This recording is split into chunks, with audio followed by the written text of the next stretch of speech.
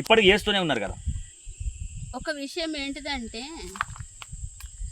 మనము మన Maoist party ఛత్తీస్గఢ్కి పోయి 1980లో ఛత్తీస్గఢ్లో అడుగుపెట్టింది ఫస్ట్. 1980 అనుకుంటే ఇప్పటికి ఎన్ని సంవత్సరాలు అవుతుంది? 43 సంవత్సరాలు అవుతుంది. ఒకటి, వాళ్ళు సామాజికంగా వెనుకబడ్డ ప్రజలు, వాళ్ళకి ఏమాత్రం సామాజిక జ్ఞానం లేదు. కానీ మనము సంఘజీవులం అని చెప్పుకుంటున్నాం ప్రతి ఒక్కరం. ఎందుకంటే సంఘంతో సమాజంతో మనకు సంబంధాలు ఉంటాయి. వాళ్ళది ఒకటే ఉంటుంది, నా వాడు అనుకునేవాడు నేను మంచుకుంటే వాడు మంచుకుంటా, వాడు మంచుకుంటే నేను మంచుకుంటా. ఇంతకు మించి వేరే ఏదో చేయాలనే ఉద్దేశం వాళ్ళకు ఉండదు.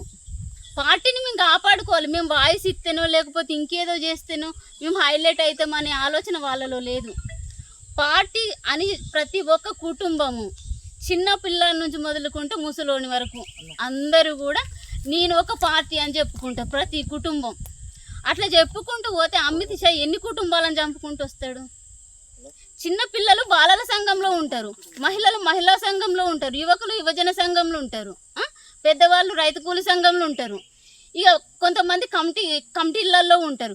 ఈ అన్ని కమిటీలు ప్రతి ఒక్క కుటుంబంలో పిల్లల నుంచి పెద్దవాళ్ళ దాకా అన్ని కమిటీలలో ఉన్న తర్వాత కుటుంబమే పార్టీ అయిపోతుంది కదా. ఇంకా ప్రత్యేకంగా మళ్ళీ పార్టీని ఎందుకు కాపాడుకుంటలేదు అని చెప్పడానికి అసలు ఏమున్నది? కుటుంబమే పార్టీ కదా.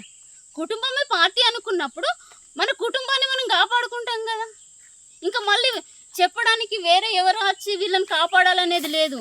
ప్రతి ఒక్కరూ ఆయుధం పడుతున్నారు. మిలిషియా అని చెప్తున్నాం కదా, మిలిషియాలో ఉంటున్న వాళ్ళే. ప్రతి ఒక్కరి ఆయుధం అనేది ఒక ఏకే పట్టుకుంటేనే, ఎస్ఎల్ఆర్ పట్టుకుంటే, లేకపోతే ఇన్సాస్ పట్టుకుంటేనే కాదు కదా. పాములు చంపడానికి కర్ర పట్టుకున్నా కూడా ఆయుధమే అవుతుంది. మనము ఆత్మరక్షణ కోసం ఏ ఆయుధాన్ని ఉపయోగించినది ఆయుధమే కాబట్టి ఏ ఆయుధంతోనైనా ఇప్పుడు అట్లా చెప్పుకుంటూ పోతే ఛత్తీస్గఢ్ అడుగు పెట్టడానికి పోలీసులు ఎందుకు భయపడుతున్నారు? డ్రోన్లతో దాడులు చేయాల్సిన అవసరం ఏమొచ్చింది? బాంబులు వేయాల్సిన అవసరం ఏమొచ్చింది? అట్లా చెప్పాలంటే అంటే మీకు కింది నుండి రావడానికి భయపడుతున్నామని డైరెక్ట్ ఒప్పుకుంటున్నట్టే కదా. మేము కింది నుండి దాడులు చేయదలుచుకోలేదు, అందుకే మేము భయంతో పైనుండి దాడులు చేస్తున్నామని చెప్పుకుంటున్నట్టే కదా. అంటే పైనుండి ఎందుకు దాడులు చేయాలి? భయంతో. అంటే ఇక్కడ ప్రజలతో మేము పెట్టుకోలేము, మాతోని కాదు, ఛత్తీస్గఢ్లో మేము అడుగు పెట్టలేమని డైరెక్ట్గా చెప్పుకుంటున్నట్టే.